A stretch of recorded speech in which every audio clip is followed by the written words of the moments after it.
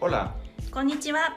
bienvenidos a Mex Japón, un podcast desde la Embajada de México en Japón, en donde hablaremos sobre nuestros dos países, su historia, su actualidad, los mexicanos aquí, los japoneses allá y muchos otros temas sobre México y Japón. Acompáñenos.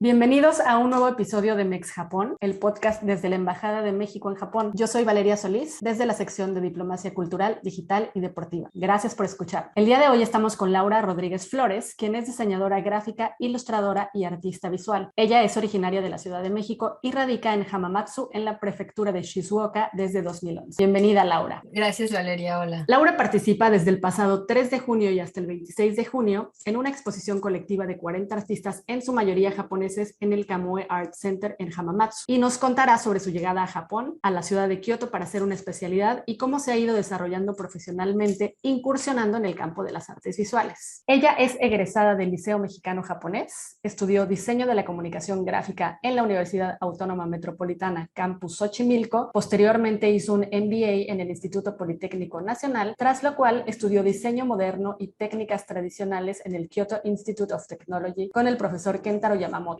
por parte del CONACYT y JICA. De 2019 a 2020 hizo una residencia artística en el Kamue Art Center, en donde se presentan sus obras actualmente. Y en la ciudad de Hamamatsu ha tenido diversas exposiciones de ilustración y de fotografía desde 2017. Entre ellos destacan los museos Akino-Fuku y el Museo Municipal de Arte de Hamamatsu. Laura, bienvenida. Cuéntanos un poco de ti, cómo te describirías como persona y como artista. Pues muchas gracias por esta invitación. Estoy muy feliz de estar aquí contigo y de poder compartir este mensaje. Si pudiera describirme con una palabra, con una cualidad o característica, sería la curiosidad. Soy muy curiosa. Siempre he sido curiosa desde pequeña y creo que la parte de personalidad y artística, en mi caso, es la misma cosa, porque yo veo el mundo desde una perspectiva artística. Me gusta contemplar a las personas, a mi entorno. Estoy constantemente imaginando, soy reflexiva también. Me gusta mucho conocer a la gente y sobre todo conocer a las personas de uno a uno, más que como los tumultos. Me gusta conocer las historias de las personas que me inspiran a imaginar y aprender de ellas. Entonces, para mí la imaginación es un recurso súper necesario en mi vida profesional y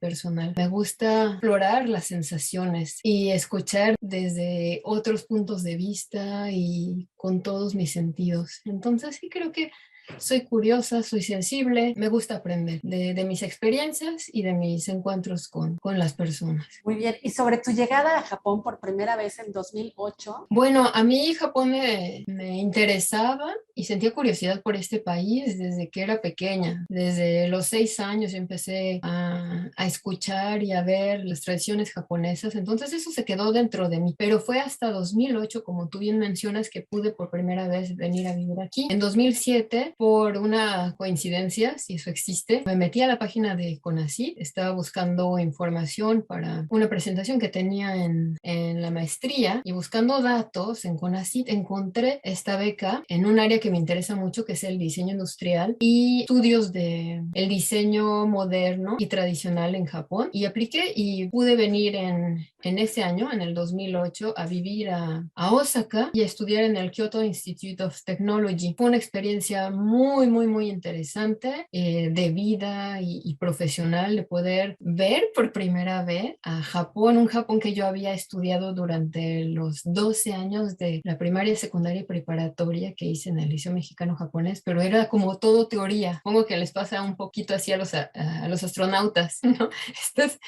te la pasas años y toda una vida preparándote para algo y el otro a veces es más breve, pero es más intenso. Entonces era un programa de 8 meses que me cambió la vida y en muchos sentidos. Y pues fue muy interesante, muy bonito. Y sí, por primera vez pude ver todo eso. ¿Sabes? Venían esas canciones que yo escuchaba de niña que no tenían como ningún sentido. Bueno, tenían el sentido de niño, pero ya vine y lo viví aquí real, como un cuento que te platican y de pronto ves que sí existe, ¿no? O como cuando planeas un viaje y lees el Lonely Planet o alguna guía turística y ya vas, pero ya lo tenías en la cabeza. Entonces, pues es un ejercicio interesantísimo. Entonces, ya verlo de cerca me gustó muchísimo. Y entiendo que después de estos estudios de 8 meses, en el 2011, nuevamente ya regresas a Japón y decides establecerte en Hamamatsu. Cuéntanos un poco, ¿cómo es que fuiste desarrollando tu vocación artística también con estos cambios? Bueno, pues sí, en 2008 regresé después de estos estudios a México y comencé a diseñar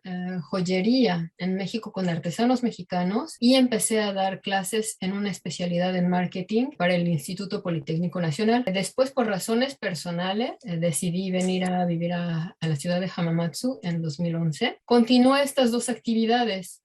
Seguí diseñando joyería y trabajando con artesanos mexicanos, pero también empecé a trabajar con artesanos japoneses y es muy interesante. Son como mundos muy, muy, muy diferentes, la cultura, el idioma, las técnicas. Y también seguí dando clases a distancia para el Instituto Politécnico Nacional. Y eso también era interesante porque, mira, tiene un par de años desde que empezó la pandemia, en que el home office y el trabajo a distancia, pues es una realidad y una necesidad actual, pero yo lo hacía desde muchos años antes y llevo muchos años o casi todos los años de mi vida trabajando por mi cuenta. Por ejemplo, yo estaba aquí en Japón y presenciando exámenes de tesis de mis alumnos y era curioso porque era gente que yo nunca había conocido, más que por su trabajo. Yo leía su trabajo, revisaba manuscritos y se los devolvía y me hacía un poco una idea de su personalidad, ¿no? De las cosas que me comentaban, de las dificultades que tenían, de su vida personal y profesional que se veía representada en su trabajo. Pero llegaba el momento de la tesis y yo estaba allí virtualmente y era como descubrir algo nuevo porque nunca los había visto, ¿no?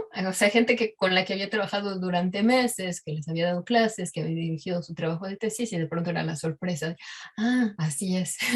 Entonces, sí, seguí trabajando así a distancia con México hasta que eventualmente ya no continué estas dos actividades y empecé a enfocarme más en las actividades que realizo actualmente, que son la ilustración y el diseño. Y he aprendido varias técnicas estando aquí en Hamamatsu, por ejemplo, el shodo, que es la caligrafía japonesa. Para mí ha sido muy interesante porque creo que se combina muy bien con el diseño gráfico en el sentido de la síntesis de una idea en pocos trazos y en trazos, los trazos que sean pertinentes. Tú tienes que elegir cómo, por ejemplo, para hacer un logotipo, puedes comunicar con ciertas imágenes una idea, una empresa, un concepto más grande. Y lo mismo con la caligrafía japonesa. Estás diciendo algo muy grande, un amanecer y con líneas, ¿no? Entonces creo que para mí esto se combinaba muy bien y fue una de las cosas que estudié al lado de también Etegami. Y por medio de estas dos técnicas es que he continuado las actividades que actualmente realizo. ¿Y estas técnicas las aprendiste en tus estudios de diseño moderno y técnicas tradicionales o ya fue después también tu curiosidad que te impulsó?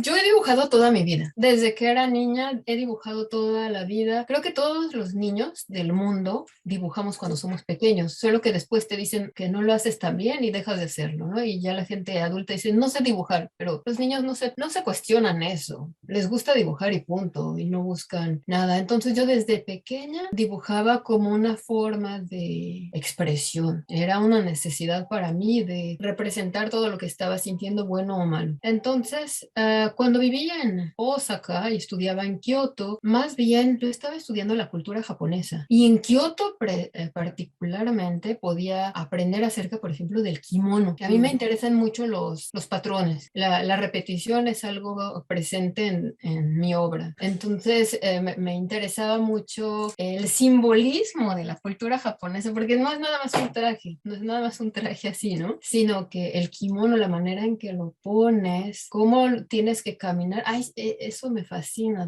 de toda la cultura japonesa. Hay una explicación atrás, es todo un rigor simbólico. Y lo mismo con Shodo, lo mismo por ejemplo con Ikebana, que también estudié. Hay un significado en todo lo que se está haciendo. Y cuando vivía en Osaka, pues no, más bien allí estaba aprendiendo técnicas que combinaban lo gráfico con lo industrial, es decir, lo bidimensional con lo tridimensional. Y por eso fue que yo me fui de diseño gráfico a hacer diseño de joyería, que es como que darle forma a esas líneas, a esas imágenes, convertirlos en objetos. Pero fue hasta que llegué a Hamamatsu que empecé a descubrir ciertas técnicas y a estudiarlas. Por supuesto que sí conocía la caligrafía, pero fue aquí que dediqué ya tiempo a tomar clases y aprender y a tener exposiciones de Shodo. Háblanos justo sobre eso, sobre las diversas exposiciones que has tenido en Hamamatsu, ¿no? Entiendo que desde 2017. Bueno, en realidad empecé a hacer exposiciones desde antes. Yo creo que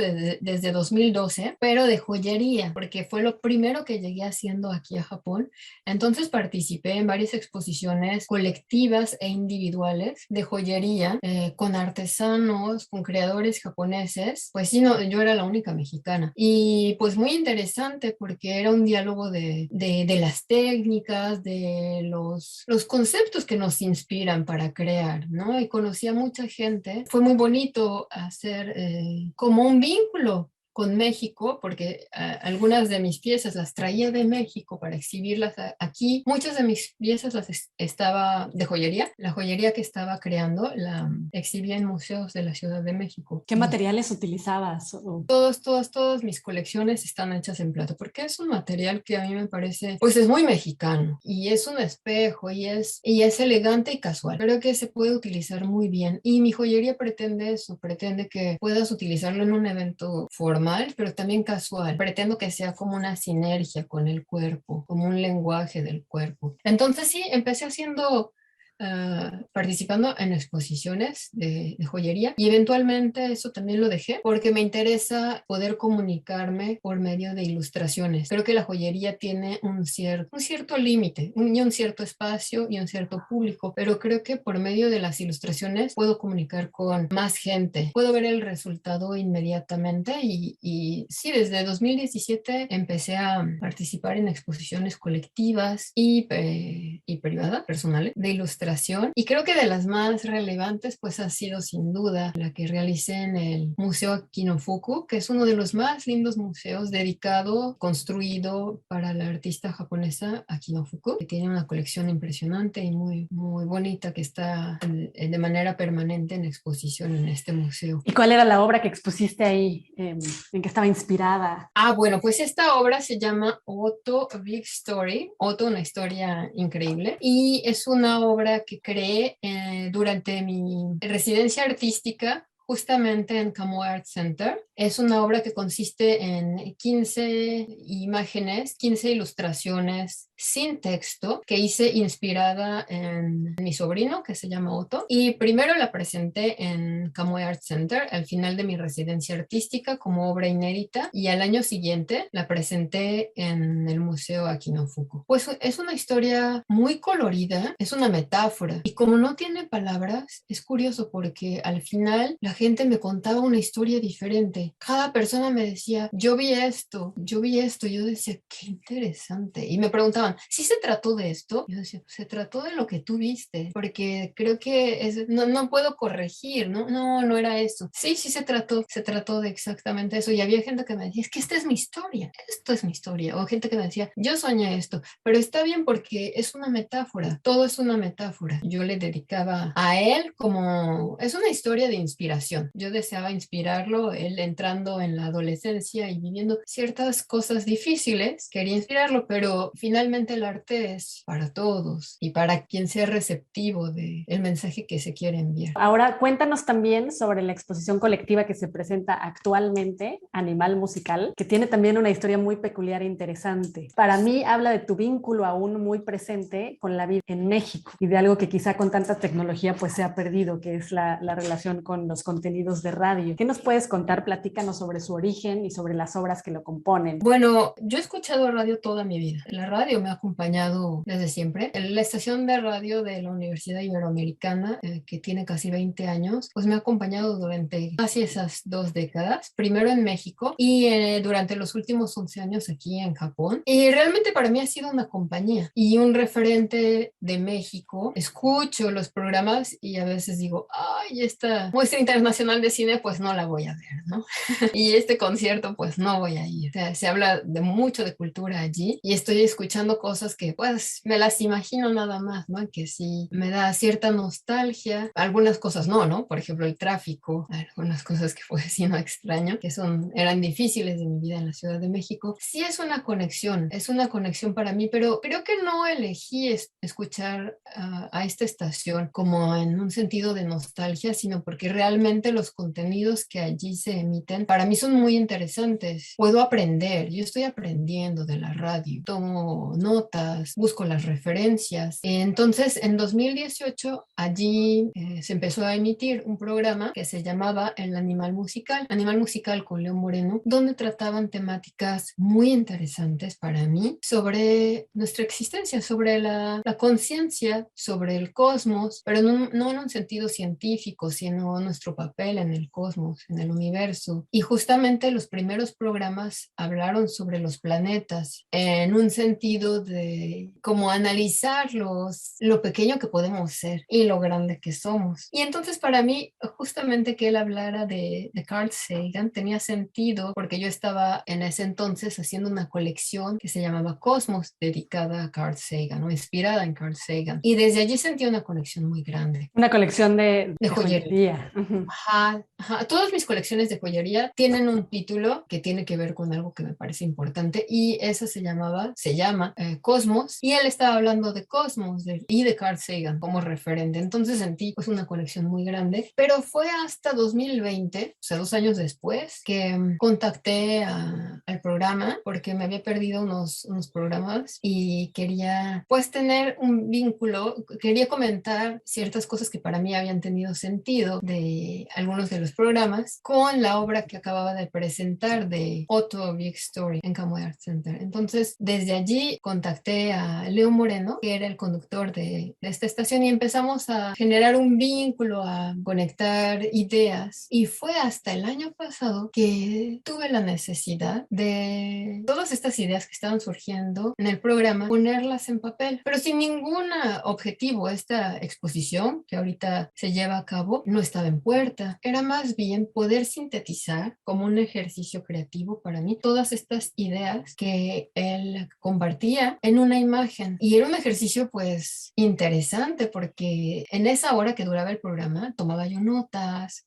buscaba en internet lo que él estaba comentando y ponía las ideas que me parecían más importantes para sintetizarlas en los últimos minutos del programa en una imagen, donde siempre el personaje de todas mis imágenes era Leo Moreno. Y las técnicas que utilizaba eran sobre todo sumi con pinceles y con un poquito de los colores de Etegami, pero sobre todo negro. Parecía que era lo más adecuado para las temáticas que se trataban allí, que a veces eran pues reflexivas, más bien siempre reflexivas, pero a veces pues sí podían generar sentimientos pues de tristeza o de molestia por enterarnos de cosas pues que nos conciernen a todos, ¿no? En México y en el mundo. Finalmente me invitaron a participar en una retrospectiva de 40 artistas que hemos sido parte de la residencia artística de Kamui Art Center, y me pareció pertinente presentar este trabajo porque creo que es muy actual la conexión que existe entre personas que no se conocen en todas partes del mundo y que a veces lo sientes muy cercano, ¿no? Y a veces no los conoces. Y lo mismo con el radio, a veces uno genera una cierta estima por locutores o por programas que sientes que están hablando para ti. Me parece que es algo universal y creo que el arte debe ser así. Creo que debe hablarle a muchas personas. Es una expresión individual, pero creo que el contenido, el fondo, se puede entender muy bien en cualquier cultura. en estos momentos. A mí lo que me llama la atención también, y bueno, ahora que comentaste de la otra exposición, la de Otto, una historia increíble, y de Animal Musical, veo que en ambos casos, en ambas historias, te centras alrededor de un personaje, ¿no? Principal, tu manera, tu sello de la casa. Oye, qué lindo lo que dices, ¿eh? Fíjate que cuando converso con la gente me gusta porque ven aristas que yo no había notado. La historia que realicé acerca de Otto es personal. Es personal, estaba viviendo en un momento muy difícil como adolescente y yo sentí la necesidad de poder comunicar lo que él estaba viviendo y poderlo inspirar y a través de inspirarlo a él, inspirar a otras personas que pudieran estar viviendo situaciones difíciles de cualquier edad. Y en el caso de Leo, también era como que él era la referencia, él hablaba y no fue que yo buscara como que qué voy a exponer en este lugar, en este museo, en esta galería, sino que se dio de manera natural, como una necesidad creativa, pero me gusta que lo comentes así como un personaje, porque, por ejemplo, en la historia de Otto, como te comentaba, había gente que me decía, es que Otto es mi hijo, y entonces ya se vuelve universal, ya lo puedes ver como cualquier persona se puede ver reflejada allí. Y creo que ese es el interés, como te comentaba hace rato de mi joyería también, la gente me dice, es que este lo hiciste para mí, yo siento, me lo pongo este anillo, que me queda como anillo al dedo. Y veo a mis amigas de verdad que usan la joyería como una manera de sentirte segura, como casi un amuleto. Y eso es lo que yo pretendo con todo lo que hago, una conexión. No estoy buscando, las formas estéticas son importantes, me interesa mucho comunicar con formas simples, con lenguajes simples, que puedan ser fácilmente reconocibles, las formas como de Vicente Rojo, ¿sabes? Como mucha geometría. Creo que eso es universal, en lugar de hacer algo más complejo. Creo que los niños pueden entender lo que yo hago y los adultos y de cualquier edad y de cualquier cultura. Y algo que me parece interesante también aquí es que, por ejemplo, esta historia de Otto, A Big Story, una historia increíble, las personas me decían, oye, esto se ve muy mexicano, muchos colores. Yo no pretendía que se viera mexicano, pero así fue por este contexto, ¿no? Hay dinosaurios mágicos que en realidad no son dinosaurios, son metáforas, pero la gente me decía, se ve mexicano, oye, esto está muy mexicano.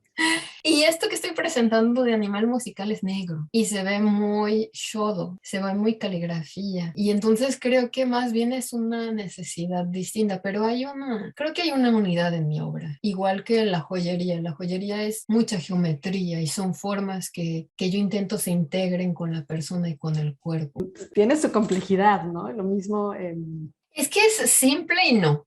Mira, por ejemplo, para mí la fotografía es muy importante, es un camino creativo necesario. Yo tomo fotografías todos los días. De pronto una casa ya es una cara, es un rostro triste o alegre, ¿no? Entonces yo estoy componiendo todo el tiempo sin Photoshop y sin ninguna edición más que mi vista. Estoy viendo muchas cosas, estoy viendo sombras, reflejos. Preguntabas anteriormente acerca de mi inspiración. Para mí Alejandro Jodorowsky, es un artista que ha sido crucial en mi vida personal y profesional. Y él, por ejemplo, te invita a pensar y a ver de otra manera. Y uno de los ejercicios a los que él invita a hacer es que puedas dibujar con el dedo en el aire y lo estás viendo con la imaginación. Entonces es como construir cosas sin límite y no solo ver con los ojos, me gusta ver con el oído. Y ese es parte del ejercicio de la radio, porque tú te estás creando una historia, estás imaginando si te dicen que hay tráfico, que está lloviendo, es una construcción de un escenario que tiene vida. Entonces a mí me gusta ver más allá y me gusta ver con otros sentidos, con el tacto y sobre todo creo que con el oído. Por ejemplo, en las ilustraciones que yo estoy presentando, pues aparece Leo Moreno como el personaje, que sin ser un retrato, pues sí está él como figura principal y no lo conozco. Entonces para algunas de las imágenes sí me iba a sus redes sociales para ver, a ver, el cabello si lo hice bien, si está así de largo. Interesante porque no lo conozco, pero conozco su mensaje, sus ideas, y eso era más importante. Y creo que lo que quiero resaltar de esta obra es que son bocetos rápidos, oye, dibujos, ilustraciones que se hicieron en unos minutos de síntesis, y creo que eso tiene mucho valor, porque en el mundo del arte a veces esperas un resultado así grandioso y que la persona domine una cierta técnica y se menosprecia un poco esta espontaneidad, este camino que yo intento invitar a todos todos, no solo artistas, sino a todas las personas a que realicen este tipo de ejercicios, no solo con el dibujo. Creo que el dibujo sí está a la mano. Te agarras una servilleta y ya es poderte expresar. No ponerse límites o de que no tengo materiales. Dibuja con el dedo. Y la inspiración, pues tú te la construyes. Para mí esto fue algo muy grande que me sirvió de inspiración, pero pueden ser muchas cosas. Laura, por ahí vi también en tus redes que tenías una exposición que se llama Reflexiones. Cuéntanos un poco de Reflexiones. Bueno, pues esa fue una exposición en la que participé el año pasado con otros artistas japoneses de diferentes disciplinas. Y esta vez yo quise dibujar, fue un reto también, dibujar sobre espejos, que es dificilísimo, dificilísimo, no me lo imaginaba, porque yo lo que quería hacer una fusión entre mi experiencia en la joyería, que es un objeto tridimensional, con la ilustración, que es algo si quieres plano, con lo que no dialogas más que con los ojos, ¿no? Entonces quería hacer una fusión de manera que en estos espejos los espectadores pudieran verse. Y entonces así tú eres parte de la obra. Yo decía, ¿cómo puedo hacer ambos, no? Una ilustración como que se queda allí en la pared, ¿no? Entonces el espejo, yo dejaba un espacio para que las personas pudieran verse y allí estás tú, ¿no? Y allí tú eres la obra. Pero fue muy difícil porque cuando dibujas sobre un espejo te estás viendo todo el tiempo. Entonces era un reto. Y a mí me gusta eso, me gusta más el reto a lograr un resultado perfecto. O sea, es como decir, me estoy ahí viendo y como me distancio un poquito. Y es un poco también una reflexión de lo que a mí más me interesa, que es la conciencia y la búsqueda de conocerme a mí misma para conocer a otros. Y cuando las personas lo veían, pues comprendían eso. Ahí estoy. Y además quise hacer una de mis colecciones, de mis primeras colecciones de joyería, que son los 4 elementos: fuego, tierra, aire y agua. Algunos me decían, yo me siento más fuego. Y allí se ponían y se tomaban una foto. Y a mí me interesa el diálogo con las personas, el poder conectar con las personas de muchas maneras. Y me gustaría comentarte una actividad que tengo realizando un poco más de un año y medio ya, que es una clase que creé, que se llama Mind Drawing. Y le puse así porque mind tiene 2 acepciones, que es la mente y es el importarte algo, ¿no? Y en esta clase que dirijo a un grupo de mujeres, pues no hay límites de nada, de materiales ni de creatividad. A veces dibujamos con los ojos vendados, escuchando música. Por ejemplo, hubo una sesión en la que escuchábamos sonidos de ballena,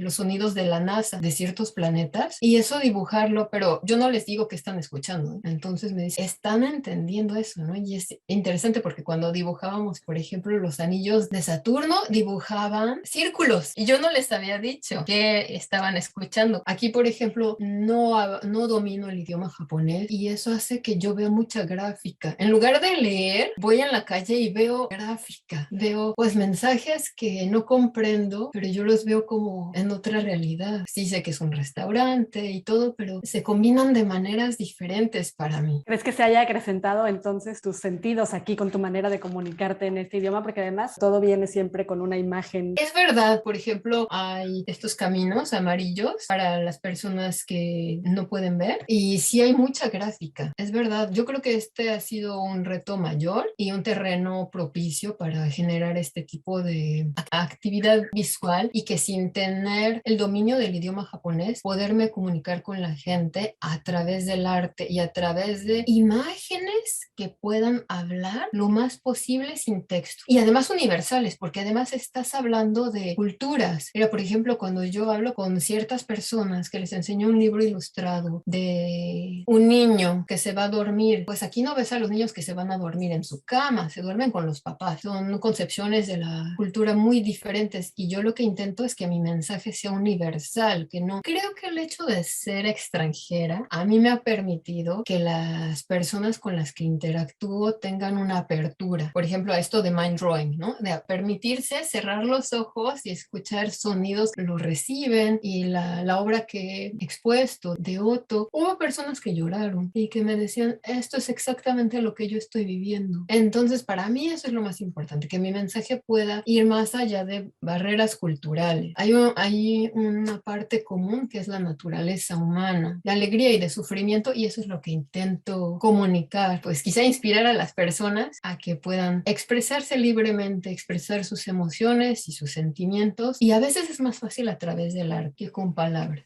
Y bueno, Hay algo que sí quisiera comentarte brevemente acerca de las anécdotas. Pues tengo muchísimas, pero hay una que sí te quisiera compartir, porque mira, estudié muchos años en el Liceo Mexicano Japonés, pero fue hasta años después que vine por primera vez a Japón y para mí ese fue un sueño hecho realidad. Para mí era como increíble estar aquí. Me parecía algo de otro mundo, algo con lo que yo había soñado durante tanto tiempo y que es tan lejano, tan distinto, tan único en muchos sentidos. Y yo pensaba que si estaba en Japón ya todo lo demás era posible. Y me hice una lista de las cosas que quería hacer en Japón. Y una de esas cosas, muchas ya las he realizado, ir al karaoke y hacer esto y lo otro, ¿no? Pero una de las cosas que yo me propuse en 2008 fue conocer a David Bowie. Yo estaba segura que lo iba a conocer, o sea, que me lo iba a cruzar en una calle, no que me lo iban a presentar ni nada, no por mi obra, ni mucho menos. En Japón, a conocerlo en Y en Japón. Japón, porque yo sabía que a David Bowie le encantaba Japón y yo sé que a Japón le fascina David Bowie. Entonces me imaginaba que me lo iba a cruzar en la calle o en el metro, en algún museo, en un izakaya. Y yo en 2008 estaba siempre alerta de que en qué momento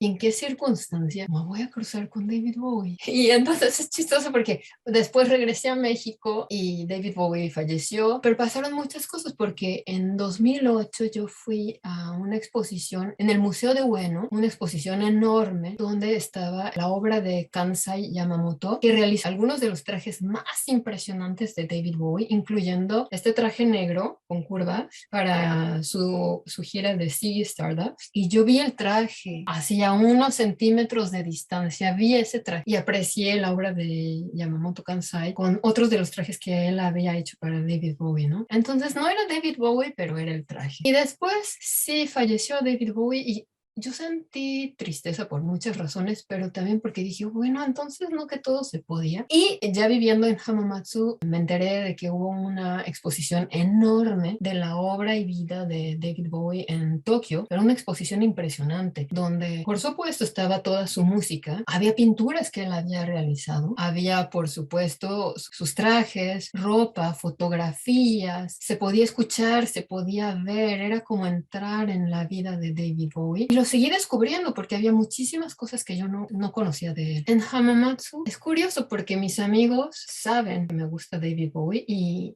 recibo mensajes de, oye, hay este documental, hay esta película, y entonces lo he seguido conociendo y descubriendo y aprendiendo. En Japón me ha generado conexión con mucha gente. Es como si el mensaje fuera más allá. O sea, no es nada más descubres la obra de Van Gogh o alguien que falleció, sino me ha conectado con gente. Es como si sí, David Bowie quisiera que lo conociera, pero de una manera más grande y a través de su obra me permitiera conocer a más gente. Entonces creo que esa anécdota está muy linda y sí se hizo realidad de alguna manera. Oye, cuéntanos de tus clases de mind drawing. ¿Dónde la ofreces? La llevo a cabo en una galería muy cerca de Kamue Art Center y hay un grupo de mujeres que asisten. Algunas tienen ya una trayectoria artística, a otras, bueno, los japoneses son muy modestos y dicen, ay, yo no sé dibujar. Les digo, bueno, es que esto no se trata de dibujar. Deja tu mano se vaya sola, ¿no? Y los resultados que yo tengo, bueno, yo me impresiono. Y eventualmente les dije que en diciembre me gustaría hacer una exposición de esto porque es impresionante. Yo digo, ¿cómo que no dibujas? O sea, en verdad, yo estudié diseño de la comunicación gráfica y he estudiado muchos artistas y veo esto y digo, está impresionante, pero no es el objetivo. El objetivo es la expresión. Entonces, en esta galería son bienvenidas las personas que deseen participar. En realidad está abierto a todo el mundo, no lo he como compartido así abiertamente, pero cualquier persona está invitada y me gustaría eventualmente llevarlo a cabo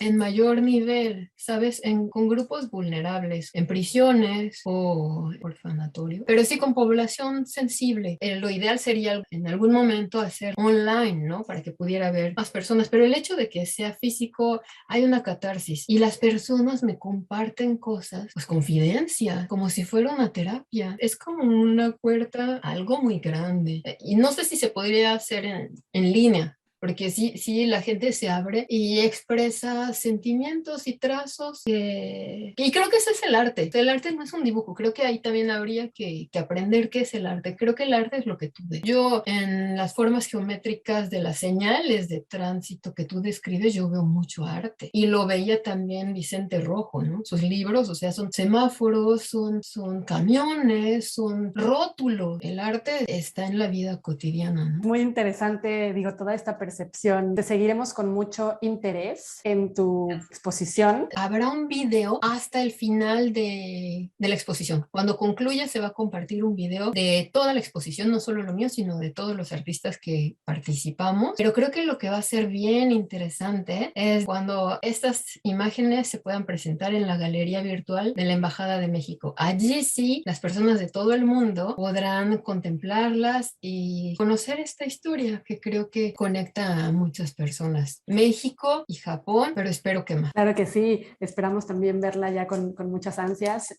Ya la tenemos programada. Te deseamos mucho éxito, estaremos muy pendientes. Muchas gracias por compartirnos todas tus experiencias y toda esta profundidad, tu lado artístico. Nos dejaste muchas reflexiones. Nos encantó conocerte. Cerramos con esto nuestro episodio de hoy. Gracias a las personas que nos escuchan y nos siguen por Spotify y YouTube. Con mucho gusto podemos recibir sus sugerencias sobre personas especiales como Laura, a las que podamos invitar a este podcast, o cualquier otro comentario que tengan y que nos quieran compartir al correo info.jpn@sre.gov.mx. Denle like a nuestro podcast y compártanlo con todas las personas interesadas en la amistad o en cualquier tipo de vínculo entre México y Japón. Y los esperamos en todos los episodios que producimos de manera alternada cada semana en español y en japonés. No dejen de escucharnos. Sayonara. Muchas gracias.